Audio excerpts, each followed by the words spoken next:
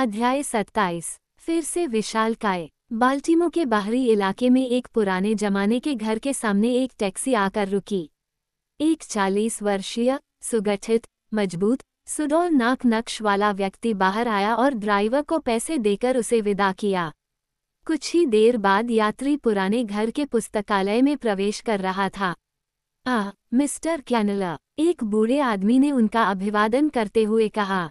शुभ संध्या मेरे प्रिय प्रोफेसर, उस आदमी ने हाथ बढ़ाकर कहा।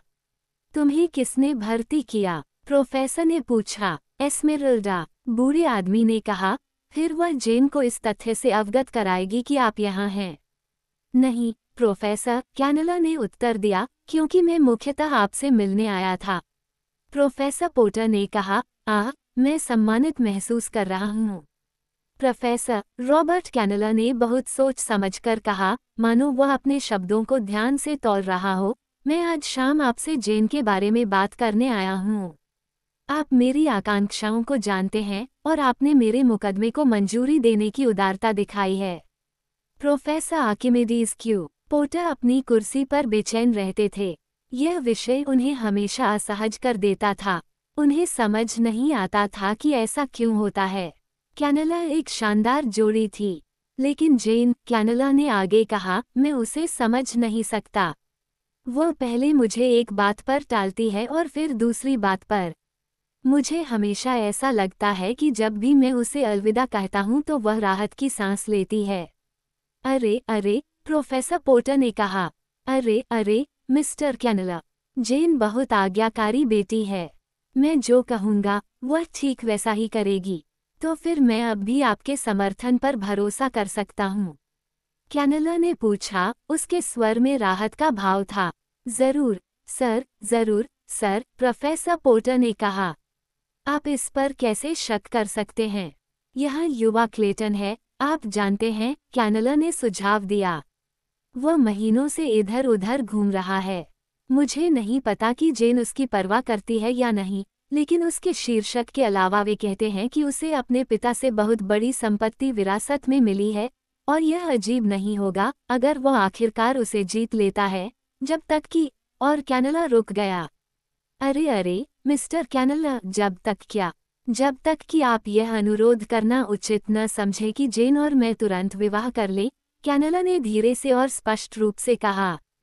प्रोफेसर पोटर ने दुखी होकर कहा, मैंने पहले ही जेन को सुझाव दिया है कि यह वांछनीय होगा, क्योंकि अब हम इस घर को बनाए रखने और उसकी संगति की मांग के अनुसार जीवन जीने में सक्षम नहीं हैं।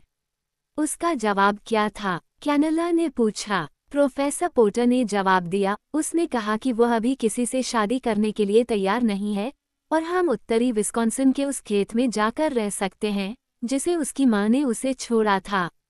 यह आत्मनिर्भरता से थोड़ा ज्यादा है। किराएदार हमेशा से ही इससे अपना गुजारा करते आए हैं और हर साल जेन को कुछ न कुछ भेज पाते हैं। वह सप्ताह के पहले दिन हमारे वहां जाने की योजना बना रही है। फिलिंडा और मी, क्लेटन हमारे लिए सामान तैयार करने के लिए पहले ही जा चुके हैं। क्लेटन वहां गया है। कैनला ने स्पष्ट रूप से निराश होकर कहा। मुझे क्यों नहीं बताया गया? मैं खुशी से वहां जाता और देखता कि वहां हर सुविधा उपलब्ध है। प्रोफेसर पोटर ने कहा। जेन को लगता है कि हम पहले से ही आपके बहुत अधिक ऋणी हैं, मिस्टर कैनला। कैनला जवाब देने ही वाला था कि तभी बाहर हॉल से कदमों की आवाज आए और जेन कमरे में दाखिल हुई। ओह, माफ करना, वह दहलीज पर रुकते हुए बोली। मुझे लगा कि आप अकेले हैं, पापा। मैं ही हूँ, जेन, कैनला ने कहा, जो उठ चुका था। क्या तुम अंदर नहीं आओगी और परिवार समूह में शामिल नहीं हो जाओगी? हम अभी तुम्हारे बारे में बात कर रहे थे। धन्यवाद, जेन ने कहा, और कैनला द्वारा उसके लिए रखी गई कुर्सी पर बैठ गई। मैं सिर्फ पापा को बताना चाहती थी कि टोबी कल कॉलेज से अपनी किताबें पैक करने आ रहा है। मैं चाहती हूँ कि आप सुनिश्चित रहें, पापा, कि आप पतझड़ तक किन चीज़ों के बिना रह सकते हैं। कृपया इस पूरी लाइब्रेरी को विस्कॉन्सिन न ले जाएं, क्योंकि अगर मैंने अपना पैर नहीं रखा होता तो आप इसे अफ्रीका ले जाते। क्या टोबी यहाँ था? प्रोफेसर पोटर ने पूछा। हाँ, मैं अभी अभी उसे छोड़कर आया हूँ। वह और एस्मेराल्डा अब पीछे के बरामदे में धार्मिक अनुभवों का आदान प्रदान कर रहे हैं। अरे अरे, मुझे उसे तुरंत देखना होगा, प्रोफेसर चिल्लाया। मुझे बस 1 मिनट के लिए माफ करें, बच्चों, और बूढ़ा आदमी कमरे से जल्दी से बाहर चला गया। जैसे ही वह सुनने की सीमा से बाहर हुआ, कैनला जेन की ओर मुड़ा। देखो, जेन, उसने साफ साफ कहा, ये सब कब से ऐसे ही चल रहा है। तुमने मुझसे शादी करने से इनकार तो नहीं किया, लेकिन वादा भी नहीं किया। मैं कल लाइसेंस लेना चाहता हूँ, ताकि विस्कॉन्सिन जाने से पहले हम चुपचाप शादी कर सकें।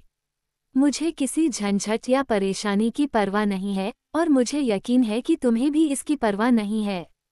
लड़की का चेहरा ठंडा पड़ गया, लेकिन उसने बहादुरी से अपना सिर थाम लिया। कैनला ने कहा, आपके पिता की यही इच्छा है, आप जानते हैं। हाँ, मुझे पता है। वह मुश्किल से फुसफुसाकर बोलती थी। क्या तुम्हें एहसास है कि तुम मुझे खरीद रहे हो, मी? कैनला, उसने अंत में, और एक ठंडी, संतुलित आवाज में कहा। मुझे कुछ मामूली डॉलर के लिए खरीद रहे हो। बेशक तुम जानते हो, रॉबर्ट कैनला, और ऐसी ही किसी आकस्मिकता की उम्मीद तुम्हारे मन में थी जब तुमने पापा को उस मूर्खतापूर्ण कारनामे के लिए पैसे उधार दिए थे, जो एक अत्यंत रहस्यमय परिस्थिति के बिना आश्चर्यजनक रूप से सफल हो जाता। लेकिन आप, मिस्टर कैनला, सबसे ज्यादा हैरान होते। आपको नहीं पता था कि यह उद्यम सफल होगा। आप इसके लिए बहुत अच्छे व्यवसायी हैं, और आप इतने अच्छे व्यवसायी हैं कि आप दबे हुए खजाने की खोज के लिए पैसे उधार नहीं दे सकते, या बिना सुरक्षा के पैसे उधार नहीं दे सकते जब तक कि आपके पास कोई विशेष उद्देश्य न हो। आप जानते थे कि बिना सुरक्षा के पोर्टर्स के सम्मान पर आपकी पकड़ ज्यादा थी। आप जानते थे कि मुझे शादी के लिए मजबूर करने का सबसे अच्छा तरीका क्या है, वो भी बिना मुझे मजबूर किए। आपने कभी भी ऋण का जिक्र नहीं किया। किसी अन्य व्यक्ति में मुझे लगता कि यह एक उदार और महान चरित्र का संकेत है। लेकिन आप बहुत गहरे हैं, मी। रॉबर्ट कैनला, मैं आपको जितना सोचता हूँ, उससे कहीं बेहतर जानता हूँ। अगर कोई और रास्ता नहीं है तो मैं निश्चित रूप से आपसे शादी करूँगा, लेकिन हमें एक बार और हमेशा के लिए एक दूसरे को समझने दो। जब वह बोल रही थी तो रॉबर्ट कैनला का चेहरा कभी लाल और कभी पीला पड़ रहा था, और जब उसने बोलना बंद किया तो वह उठ खड़ा हुआ और अपने मजबूत चेहरे पर एक व्यंग्यात्मक मुस्कान के साथ बोला, तुमने मुझे चौंका दिया, जेन। मुझे लगा कि तुम में ज्यादा आत्मनियंत्रण है, ज्यादा गर्व। बेशक तुम सही हो, मैं तुम्हें खरीद रहा हूँ, और मुझे पता था कि तुम ये जानती हो, लेकिन मुझे लगा कि तुम दिखावा करना पसंद करोगी कि यह कुछ और है। मुझे लगता था कि तुम्हारा आत्मसम्मान और तुम्हारा पोटा अभिमान ये स्वीकार करने से कतराएगा, यहाँ तक कि खुद से भी, कि तुम एक खरीदी हुई महिला हो। लेकिन इसे अपने तरीके से करो, प्यारी लड़की, उसने हल्के से कहा। मैं तुम्हें पाने जा रहा हूँ, और यही मेरी दिलचस्पी है। लड़की बिना कुछ बोले कमरे से बाहर चली गई। जेन की शादी नहीं हुई थी, जब तक वह अपने पिता और एस्मेराल्डा के साथ विस्कॉन्सिन स्थित अपने छोटे से फार्म के लिए रवाना नहीं हो गई, और जब उसकी ट्रेन चल पड़ी तो उसने रॉबर्ट कैनला को ठंडे स्वर में अलविदा कहा, तो उसने उसे फ़ोन करके बताया कि वह 1 या 2 सप्ताह में उनके साथ आ जाएगा। अपने गंतव्य पर क्लेटन और मी फिलिंडा ने उनसे एक विशाल टूरिंग कार में मुलाकात की, जो उनकी अपनी थी, और वे तेजी से घने उत्तरी जंगलों से होते हुए उस छोटे से फार्म की ओर चले गए, जहां लड़की बचपन से पहले कभी नहीं गई थी। फार्म हाउस, जो किराएदार के घर से कुछ 100 गज की दूरी पर स्थित था, क्लेटन और मिस्टर फिलिंडा के वहां रहने के 3 सप्ताह के दौरान पूरी तरह बदल गया था। पहले वाले ने दूर के शहर से बढ़ई, प्लास्टर, प्लम्बर और चित्रकारों की एक छोटी सेना को बुलाया था, और जब वे वहां पहुंचे तो जो एक जीर्ण शीर्ण खोल मात्र था, वह अब एक छोटा सा आरामदायक 2 मंजिला मकान बन गया था, जिसमें इतने कम समय में प्राप्त की जा सकने वाली सभी आधुनिक सुविधाएं मौजूद थीं। क्यों, मिस्टर क्लेटन, आपने क्या किया है?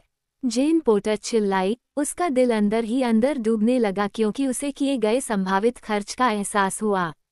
शश, क्लेटन ने चेतावनी दी। अपने पिता को अनुमान मत लगाने दो। अगर तुम उन्हें नहीं बताओगे तो वे कभी ध्यान नहीं देंगे, और मैं उनके बारे में सोच भी नहीं सकता कि वे उस भयानक गंदगी और घिनौनेपन में जी रहे हैं जो मी, फिलिंडा और मैंने पाया था। ये बहुत कम है जबकि मैं इतना कुछ करना चाहता हूँ, जेन। उनकी खातिर कृपया कभी इसका जिक्र मत करो। लेकिन आप जानते हैं कि हम आपका कर्ज नहीं चुका सकते, लड़की ने रोते हुए कहा। आप मुझे इतने भयानक कर्ज में क्यों डालना चाहते हैं? मत करो, जेन, क्लेटन ने दुखी होकर कहा। अगर यह सिर्फ तुम होती, तो मेरा विश्वास करो, मैं ऐसा नहीं करता, क्योंकि मैं शुरू से ही जानता था कि इससे तुम्हारी नज़रों में सिर्फ मुझे दुख होगा, लेकिन मैं उस प्यारे बूढ़े आदमी के बारे में नहीं सोच सकता था जो यहाँ मिले गड्ढे में रहता है। क्या तुम यह नहीं मानोगे कि मैंने ये सिर्फ उसके लिए किया और मुझे कम से कम थोड़ी सी खुशी तो दोगी?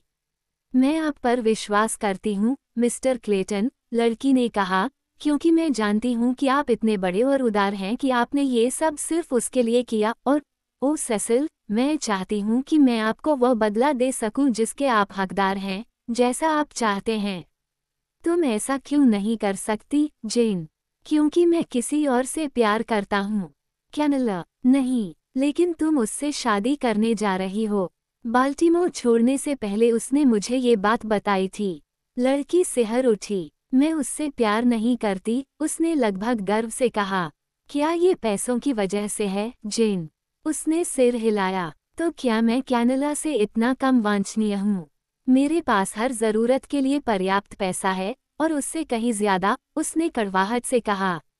मैं तुमसे प्यार नहीं करती, सेसिल, उसने कहा, लेकिन मैं तुम्हारा सम्मान करती हूँ। अगर मुझे किसी आदमी के साथ इस तरह के सौदे से खुद को अपमानित करना पड़े, तो मैं चाहती हूँ कि वह ऐसा आदमी हो जिससे मैं पहले से ही घृणा करती हूँ। मुझे उस आदमी से घृणा करनी चाहिए जिसके साथ मैंने बिना प्यार के खुद को बेचा, चाहे वह कोई भी हो। तुम अकेले खुश रहोगे, उसने निष्कर्ष निकाला, मेरे साथ और मेरी अवमानना के बजाय मेरे सम्मान और दोस्ती के साथ। उन्होंने इस मामले पर आगे जोर नहीं दिया, लेकिन अगर कभी किसी आदमी के दिल में हत्या की भावना थी तो वो विलियम सेसिल क्लेटन, लॉर्ड ग्रास्टोक था। जब एक हफ्ते बाद रॉबर्ट कैनला अपने 6 सिलेंडर वाले कार में फार्म हाउस के सामने आया। एक सप्ताह बीत गया। छोटे विस्कॉन्सिन फार्म हाउस के सभी निवासियों के लिए यह एक तनावपूर्ण, घटनाहीन, लेकिन असहज सप्ताह था। कैनला इस बात पर अड़ा था कि जेन उससे तुरंत शादी कर ले। अंततः वह निरंतर और घृणित आग्रह से तंग आकर मान गई। ये तय हुआ कि अगले दिन कैनला शहर जाएगा और लाइसेंस तथा एक मंत्री को वापस लाएगा। क्लेटन योजना की घोषणा होते ही वहां से चले जाना चाहता था, लेकिन लड़की की थकी हुई, निराश नज़र ने उसे रोक लिया। वो उसे छोड़ नहीं सकता था। उसने खुद को ये सोचकर सांत्वना देने की कोशिश की कि शायद कुछ हो जाए। और अपने दिल में, वह जानता था कि कैनला के प्रति उसकी नफरत को हत्यारे की खून की प्यास में बदलने के लिए बस एक छोटी सी चिंगारी की जरूरत होगी। अगली सुबह कैनला शहर के लिए निकल पड़ा। पूर्व में जंगल के ऊपर धुआं उठता हुआ देखा जा सकता था, क्योंकि उनके पास ही एक सप्ताह से आग जल रही थी, लेकिन हवा अभी भी पश्चिम की ओर थी और उन्हें कोई खतरा नहीं था। दोपहर के करीब जेन टहलने के लिए निकल पड़ी। वह क्लेटन को अपने साथ नहीं जाने देगी। उसने कहा कि वह अकेली रहना चाहती है, और क्लेटन उसकी इच्छा का सम्मान करता है। घर में प्रोफेसर पोटर और मी, फिलिंडा किसी गंभीर वैज्ञानिक समस्या पर गहन चर्चा में डूबे हुए थे। एस्मेरल्डा रसोई में सो रही थी, और क्लेटन, रात भर की नींद के बाद भारी आंखों से, लिविंग रूम में सोफे पर लेट गया और जल्द ही गहरी नींद में सो गया। पूर्व की ओर काले धुएं के बादल आसमान में ऊपर उठे, अचानक वे घूम गए, और फिर तेजी से पश्चिम की ओर बहने लगे। वे आगे बढ़ते गए। किराएदार के घर के लोग जा चुके थे, क्योंकि बाजार का दिन था, और वहां कोई भी ऐसा नहीं था जो उस अग्निमय राक्षस को तेजी से आते देख सके। जल्द ही आग की लपटें दक्षिण की ओर जाने वाले रास्ते पर फैल गईं और कैनला की वापसी का रास्ता बंद हो गया। हवा का थोड़ा सा उतार चढ़ाव अब जंगल की आग के रास्ते को उत्तर की ओर ले गया, फिर वापस बह गया और लपटें लगभग स्थिर हो गईं, जैसे किसी मास्टर हाथ ने उन्हें पट्टे से जकड़ रखा हो। अचानक उत्तर पूर्व दिशा से एक बड़ी काली कार तेजी से सड़क पर आती दिखी। एक झटके के साथ वह झोपड़ी के सामने रुक गया और एक काले बालों वाला विशालकाय व्यक्ति बाहर निकलकर पोर्च पर भाग गया। बिना रुके वह घर में घुस गया। सोफे पर क्लेटन लेटा हुआ था। वह आदमी आश्चर्य से चौंक गया, लेकिन एक छलांग के साथ सो रहे आदमी के पास पहुंच गया। वो उसके कंधे को जोर से हिलाते हुए चिल्लाया, हे भगवान, क्लेटन, क्या तुम सब पागल हो? क्या तुम्हें नहीं पता कि तुम लगभग आग से घिर चुके हो? मिस पोटर कहाँ है? क्लेटन उछलकर खड़ा हो गया। वो उस आदमी को पहचान नहीं पाया, लेकिन उसने शब्दों को समझ लिया और उछलता हुआ बरामदे में चला गया। स्कॉट, वह चिल्लाया और फिर घर में वापस भागते हुए बोला, जेन, जेन, तुम कहाँ हो? एक क्षण में एस्मेरल्डा, प्रोफेसर पोटर और मिस्टर फिलिंडर उन दो व्यक्तियों में शामिल हो गए।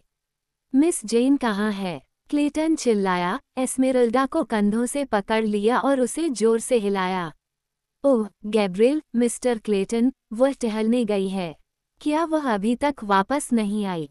और उत्तर की प्रतीक्षा किए बिना क्लेटन यार्ड में भाग गया। उसके पीछे पीछे अन्य लोग भी आ गए।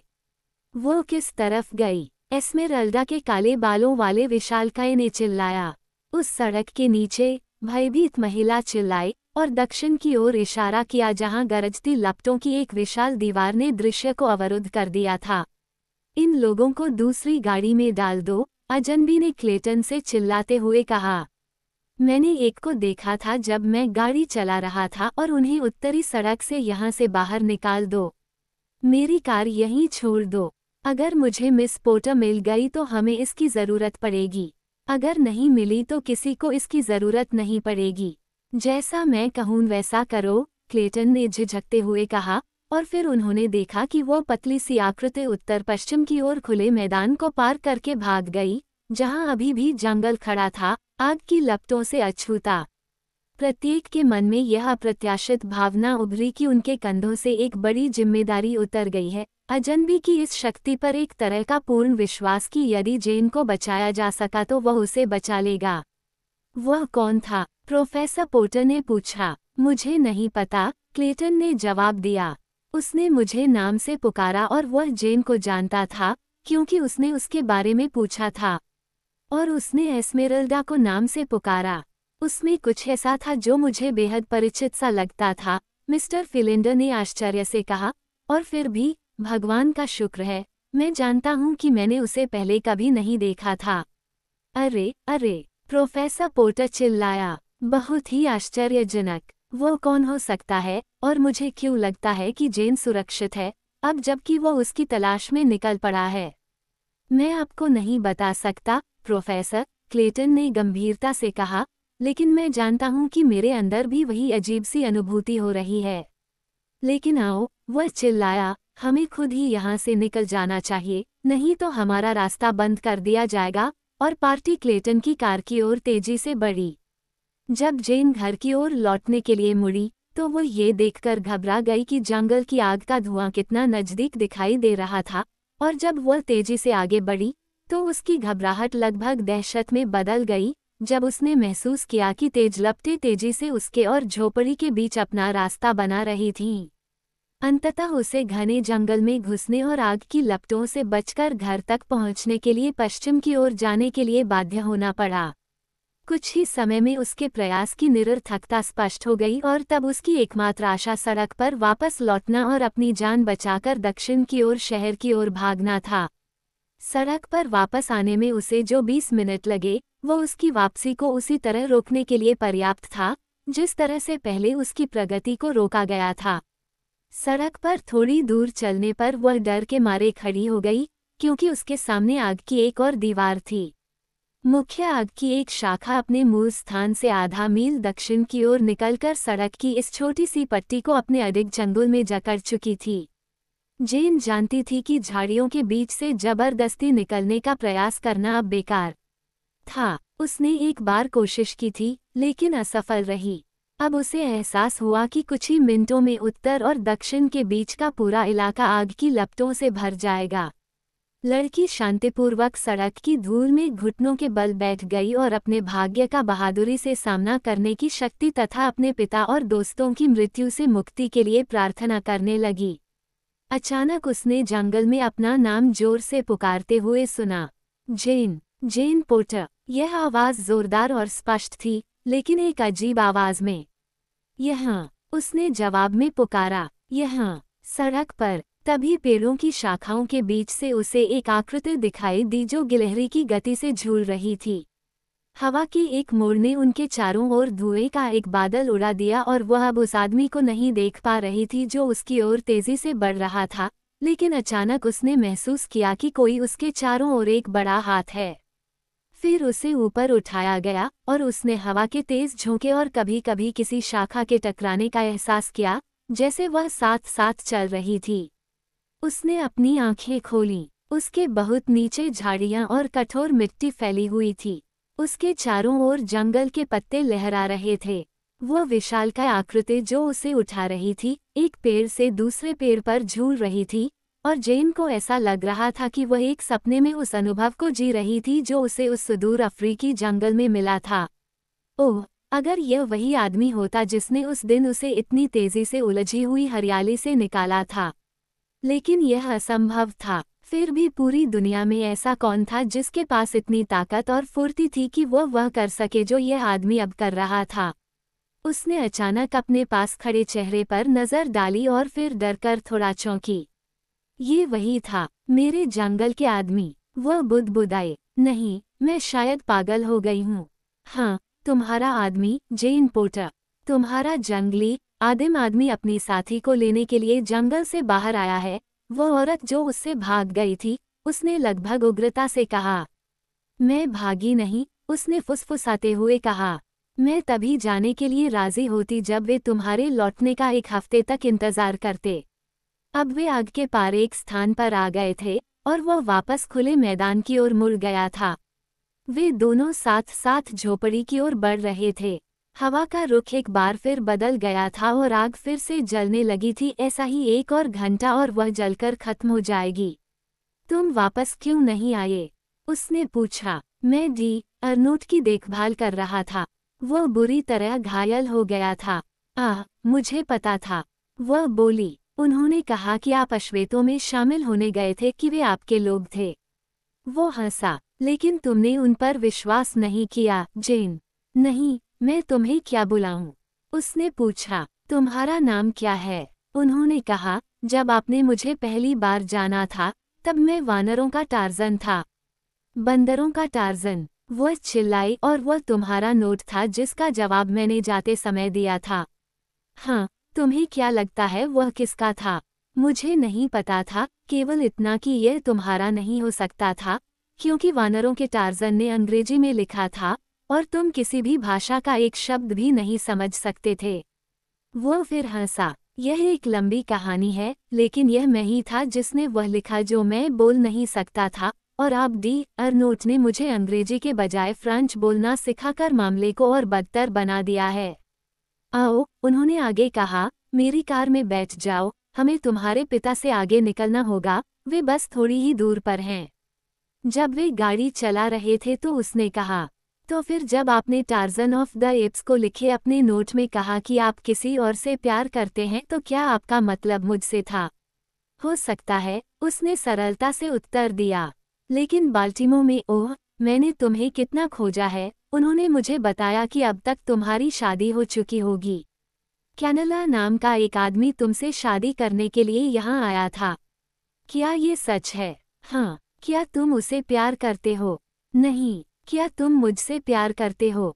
उसने अपना चेहरा अपने हाथों में छिपा लिया।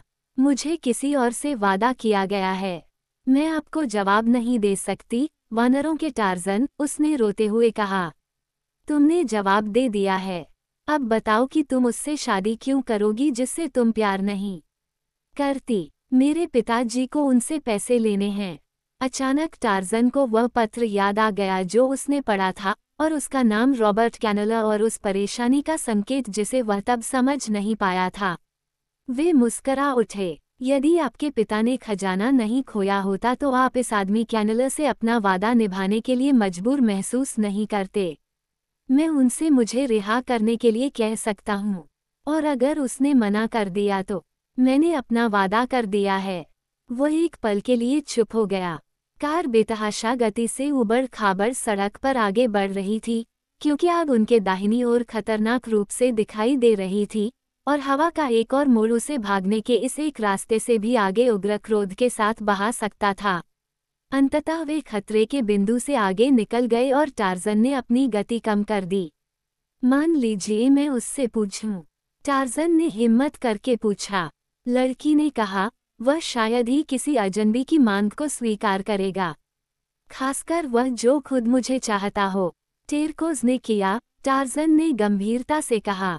जेन कांप उठी और भयभीत होकर अपने बगल में खड़े विशालकाय व्यक्ति की ओर देखने लगी, क्योंकि वह जानती थी कि उसका मतलब उस विशाल मानव से था जिसे उसने उसकी रक्षा के लिए मारा था। यह अफ्रीकी जंगल नहीं है, उसने कहा। अब तुम एक जंगली जानवर नहीं हो, तुम एक सज्जन व्यक्ति हो, और सज्जन लोग बेरहमी से हत्या नहीं करते। मैं अभी भी दिल से एक जंगली जानवर हूँ, उसने धीमी आवाज में कहा, जैसे कि वह अपने आप से कह रहा हो। वे फिर कुछ देर के लिए चुप हो गए। जेन, आदमी ने आखिरकार कहा, अगर तुम स्वतंत्र होती, तो क्या तुम मुझसे शादी करती? उसने तुरंत कोई जवाब नहीं दिया, लेकिन वह धैर्यपूर्वक प्रतीक्षा करता रहा। लड़की अपने विचारों को इकट्ठा करने की कोशिश कर रही थी।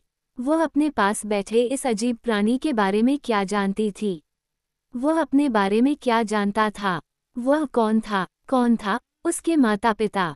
क्यों? उसका नाम ही उसके रहस्यमय मूल और उसके बर्बर जीवन की याद दिलाता था। उसका कोई नाम नहीं था। क्या वह इस जंगली बच्चे के साथ खुश रह सकती थी?